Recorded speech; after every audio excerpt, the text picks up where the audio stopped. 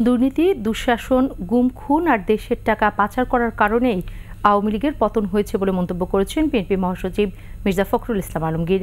পতিত সরকারের একটি গোষ্ঠী সংখ্যালঘুদের উপর নির্যাতন ঘটনার নাটক সাজিয়ে প্রচার করছে বলেও অভিযোগ বিএনপি মহাসচিবের। অন্যদিকে মদতদাতা ও খুনের সাথে জড়িতদের দ্রুত বিচারের আওতায় নিয়ে আসার আহ্বান জানিয়েছেন বিএনপি নেতা রুহুল কবির রিজভী। প্রতিনিধিদের পাঠানো তথ্যচিত্রে মোহাম্মদ কবিরের রিপোর্ট। বুধবার দুপুরে রংপুর পীরগঞ্জ উপজেলার মদনখালী বামনপুর গ্রামের কোটা আন্দোলনে পুলিশের গুলিতে শহীদ আবু সাঈদের কবর জিয়ারত করেন বিএনপির মহাসচিব মির্জা ফখরুল ইসলাম আলমগীর। এরপর শহীদ আবু সাঈদের বাসায় গিয়ে বাবা মকবুল হোসেন ও মা মনোয়ারা বেগম সহ স্বজনদের সাথে দেখা করে সমবেদনা জানিয়ে আজীবন পরিবারের পাশে থাকার আশ্বাস দেন বিএনপির মহাসচিব।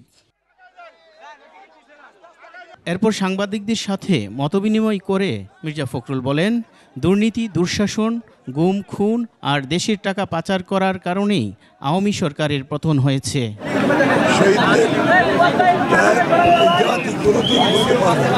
এর আগে ঠাকুরগাঁর নিজ বাসভবনে সাংবাদিকদের সাথে মতবিনিময়কালে মির্জা ফখরুল ইসলাম আলমগীর বলেন, দেশি বিদেশি একটি চক্র এবং পতিত সরকারের গোষ্ঠীর লোকেরা পরিকল্পিতভাবে সংখ্যালঘুদের ঘটনার নাটক সাজিয়েছে। চক্র পরিকল্পিতভাবে এবং পতিত যে সরকার অর্থাৎ পতিত যে আপনার শাসক গোষ্ঠী তাদের লোকেরা পরিকল্পিতভাবে এখানে আপনার বিভিন্ন ঘটনার নাটক সাজিয়ে তারা এটাকে প্রচার করছে।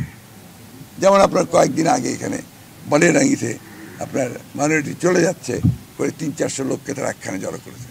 আমি খুব ভালো করে খোঁজ নিয়েছি প্রশাসনের কাছ থেকে, গোয়েন্দাদের কাছ থেকে, তারা পরিষ্কার বলছে যে ইট ওয়াজ এ স্টেজ ড্রামা। এদিকে রাজধানীতে সোহরাওয়ার্দী মেডিকেল কলেজ হাসপাতালে আন্দোলনে আহতদের দেখতে এসে মদতদাতা ও গুম খুনের সাথে জড়িতদের দ্রুত আইনের আওতায় নিয়ে আসার আহ্বান জানিয়েছেন বিএনপি নেতা রুহুল কবির রিজভী। কারা এটাকে ইনস্টিগেট করেছে, কারা প্ররোচিত করেছে এই মাসুম বাচ্চাদেরকে হত্যা করার জন্য, তাদেরকে অতি দ্রুত বিচারের কাঠগড়ায় দাঁড় করাতে হবে। স্বৈরাচার সরকার পতনের মধ্য দিয়ে মানুষ শান্তির নিঃশ্বাস নিচ্ছে বলে জানিয়েছেন বিএনপির নেতারা। মোহাম্মদ কবির, 21 টেলিভিশন, ঢাকা।